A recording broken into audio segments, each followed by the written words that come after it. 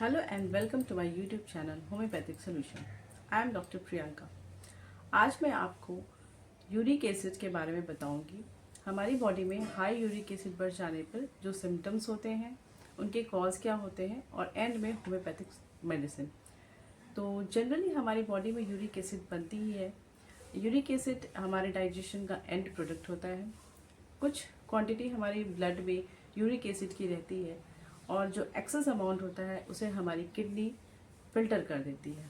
पर कभी कभी कुछ रीजंस की वजह से यूरिक एसिड हमारे ब्लड में इकट्ठा होने लगता है और जब ये ब्लड में ज़्यादा होने लगता है तो कुछ जोड़ों में हमारे ये क्रिस्टल फॉर्म में जमा होने लगता है।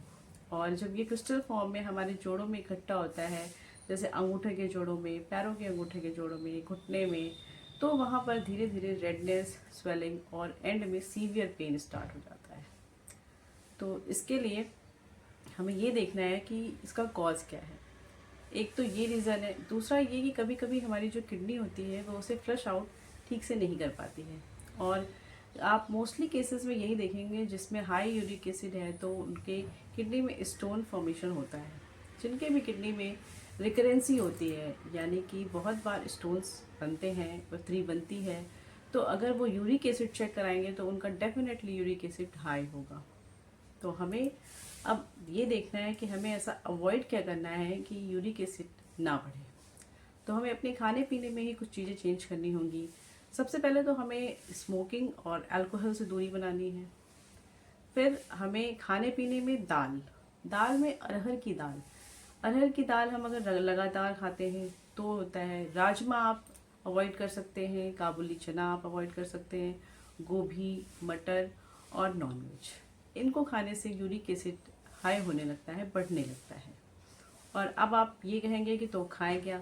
फिर आप कोशिश करें कि एक ही तरह की दाल आप लगातार ना खाएं। आप बीच बीच में डिफरेंट कई तरीके की दालें आती हैं, उसको आप इंक्लूड करें। और जैसे कि मूंग की दाल में यूरिक एसिड काफ़ी कम मात्रा में बनता है।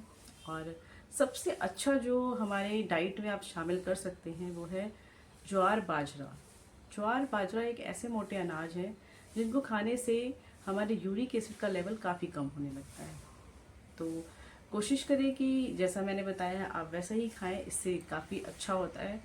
और आप अब होम्योपैथिक की जो मेडिसिन है उसका नाम भी मैं आपको बता देती हूँ। उसका नाम है अर्टिका यूरेंस मदर टिंचर।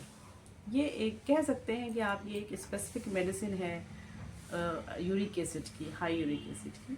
तो अर्टिका यूरेंस के जो पेशेंट्स होते हैं उनमें हाई यूरिक एसिड के साथ साथ स्किन के भी सिम्टम्स होते हैं, यानी कि स्किन पे भी उनके लाल लाल धब्बे होते हैं, जिन्हें कई लोग अपनी भाषा में पित्ती उछलना भी कहते हैं। तो स्किन की भी ये सिम्टम्स होते हैं और उनकी किडनी में स्टोन्स बार बार बनते हैं। उनके जोड़ों में दर्द होता है, हाथों के जोड़ों में, घुटनों के जोड़ों में, चलने में प्रॉब्लम होती है। तो ये सारे सिम्टम्स, इनमें से अगर कोई भी दो सिम्टम्स मैच करते हैं तो आप अर्टिका यूरेंस की मदर टिंचर ज़रूर ले सकते हैं। अब हम आते हैं कि इसे लेनी कैसे है।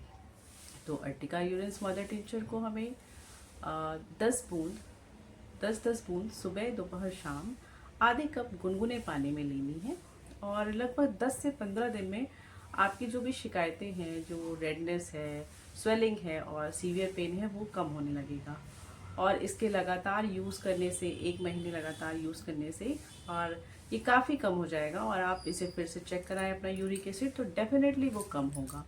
और अगर किसी को किडनी स्टोन होगा तो किडनी स्टोन की साइज़ भी कम होगी। तो अर्टिका यूरेंस एक बहुत ही इफेक्टिव मेडिसिन है हाई यूरिक एसिड की। तो इसे आप देख सकते हैं। और आपको आज की नॉलेज कैसी लगी?